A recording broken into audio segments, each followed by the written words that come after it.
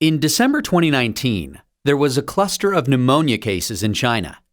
Investigations found that it was caused by a previously unknown virus, now named the 2019 novel coronavirus. In this video, we'll take a quick look at what's currently known about the virus.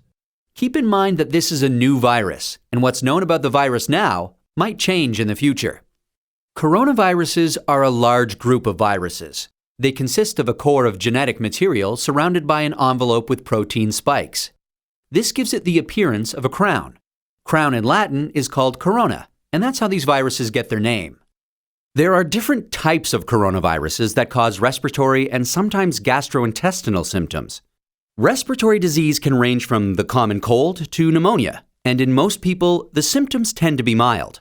However, there are some types of coronaviruses that can cause severe disease. These include the severe acute respiratory syndrome coronavirus, first identified in China in 2003, and the Middle East respiratory syndrome coronavirus that was first identified in Saudi Arabia in 2012. The 2019 novel coronavirus was first identified in China. It initially occurred in a group of people with pneumonia who'd been associated with a seafood and live animal market in the city of Wuhan. The disease has since spread from those who were sick to others, including family members and healthcare staff. There are many cases at present, and the disease has spread within China and also to a number of other countries. So, where did the virus come from? It's known that coronaviruses circulate in a range of animals. Sometimes these viruses can make the jump from animals to humans. This is called a spillover and could be due to a range of factors such as mutations in the virus or increased contact between humans and animals. For example, nCoV is known to be transmitted from camels and SARS-CoV from civet cats. The animal reservoir of the 2019 novel coronavirus is not known yet. How is it transmitted? The exact dynamics of how the virus is transmitted is yet to be determined. In general, respiratory viruses are usually transmitted through droplets created when an infected person coughs or sneezes, or through something that has been contaminated with the virus. People most at risk of infection from the novel coronavirus are those in close contact with animals, such as live animal market workers, and those who are caring for people infected with the virus, such as family members or healthcare workers. So, how does the disease present? Well, from what is known so far, there can be a number of symptoms ranging from mild to severe.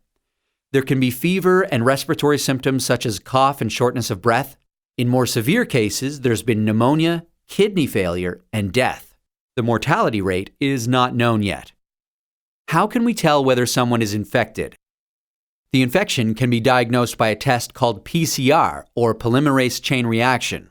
This test identifies the virus based on its genetic fingerprint. There's currently no specific medication for the virus, and treatment is supportive care. There's currently no vaccine to protect against the virus. Treatment and vaccines are in development. How do we prevent transmission of the virus? This new virus currently has a limited geographic spread.